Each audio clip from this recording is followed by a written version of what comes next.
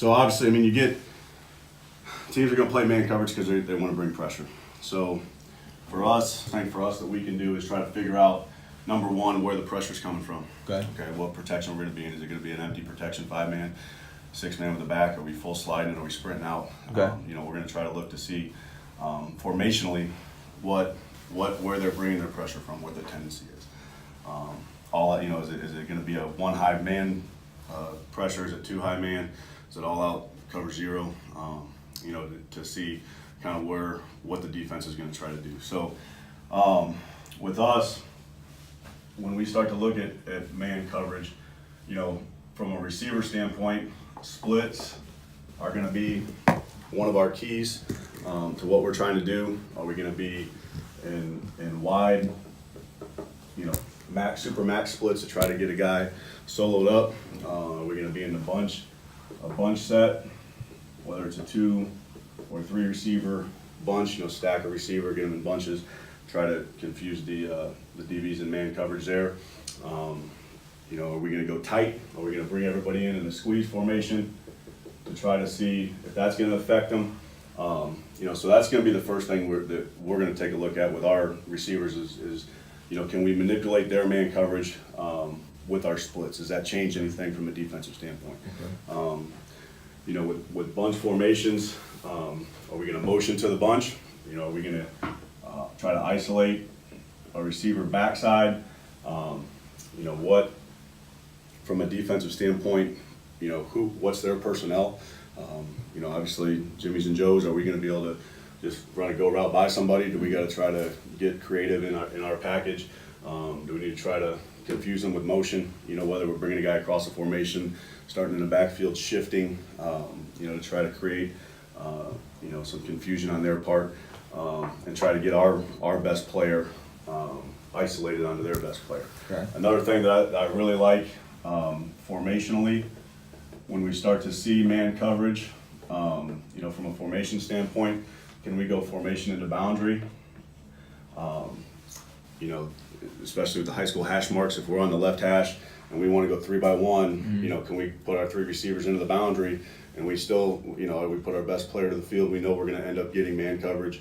And if it's a 0 high, 1 high, 2 high, whatever, we get in that matchup that we want with our player against their player from a formation and the boundary standpoint. Is that more so for a spacing aspect, putting the formation into the boundary and then isolating one of your better players over to the field? Is that to allow more creativity in the routes or spacing within the field to be able to allow him to work? It's going to come down to personnel if you're, when you're facing the man coverage. But if you're going to go 3 by 1 into the boundary with your best player maxed, okay. Depending on what the route's going to be, if obviously you're going to run a corner route, you're going to want them a little bit tighter. But if you can get a guy out there, you want to see what the defense is going to do. Okay.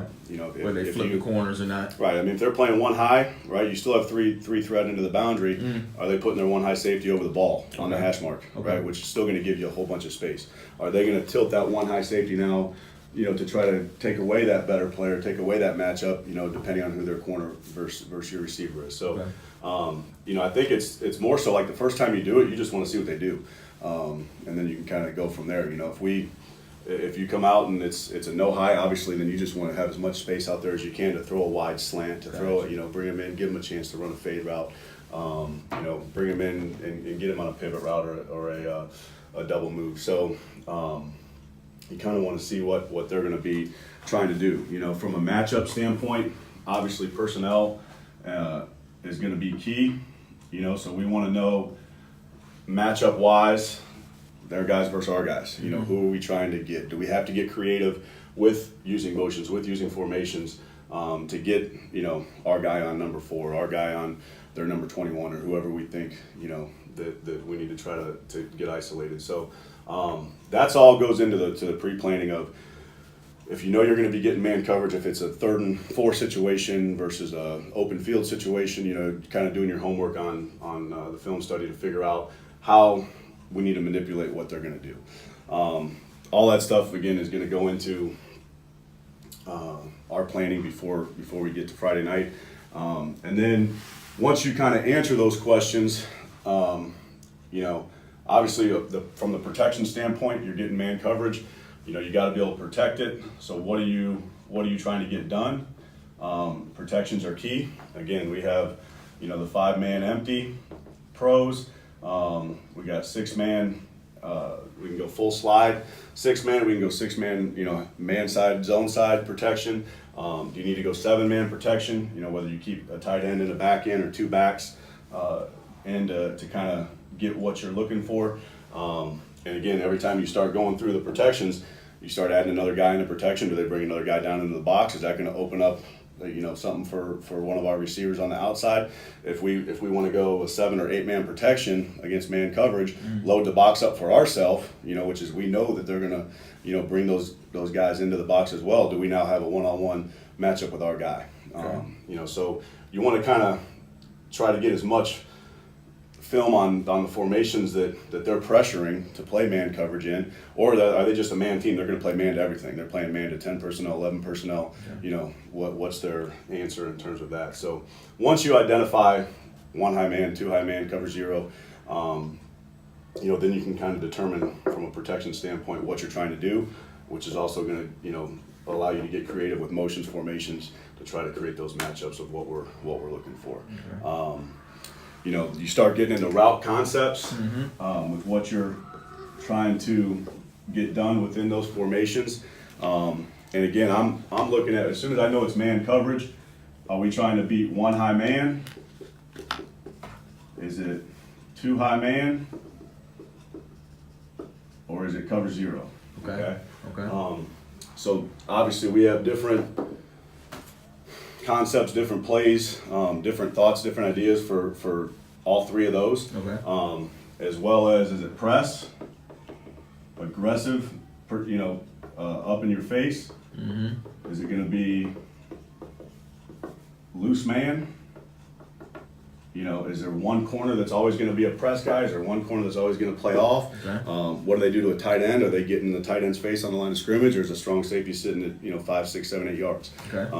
And again, you're trying to figure out through your study of from the formation standpoint, from where they're bringing their pressures, into what you're going to try to get done. So once we kind of get those deals figured out, once we figure out what we want to do from a protection standpoint, in terms of how many guys are getting out in the route, that will determine what routes we're doing versus those 3 different coverages.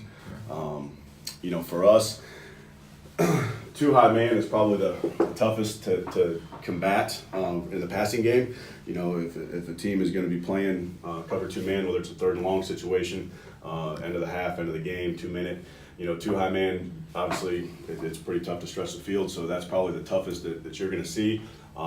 I think 1 high man and cover 0 come down to the matchups of what you can get done and how you can manipulate the defense that way. So we can start getting into the matchups. I can get a little bit more into the bunch formations or how we motion. Just flow with it. Just flow. Okay. Yeah. So I guess I'll start with a 1 high man. Kind of our beaters, what we're looking for against cover 1.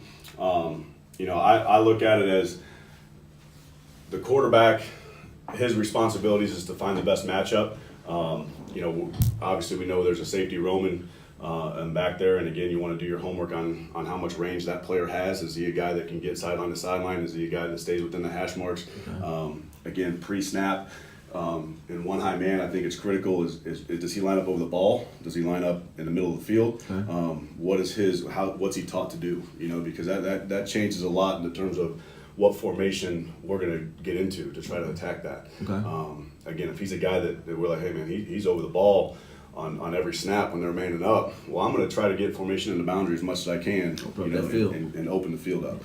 Okay. And see a guy that tilts to the 3 receiver side if you're if you're on the left hash and you go 3 by 1. Okay. Does he play more towards those 3 receivers because he's opening up in that direction? Well, now you got to get your backside receiver isolated versus their guy, which is a lot of times is the team's better player versus your better player. So I think that's critical to identify. Number 1 is in 1 high man what the free safety is going to do. Okay.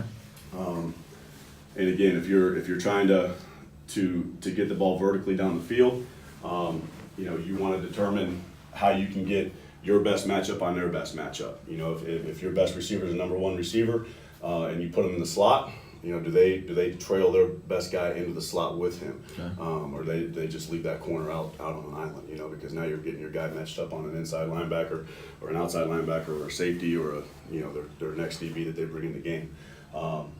So I think to attack the man coverage, you got to do a lot of homework. You got to do a lot of homework to figure out who you want to attack and who you want to isolate. When we start to see the one high man stuff,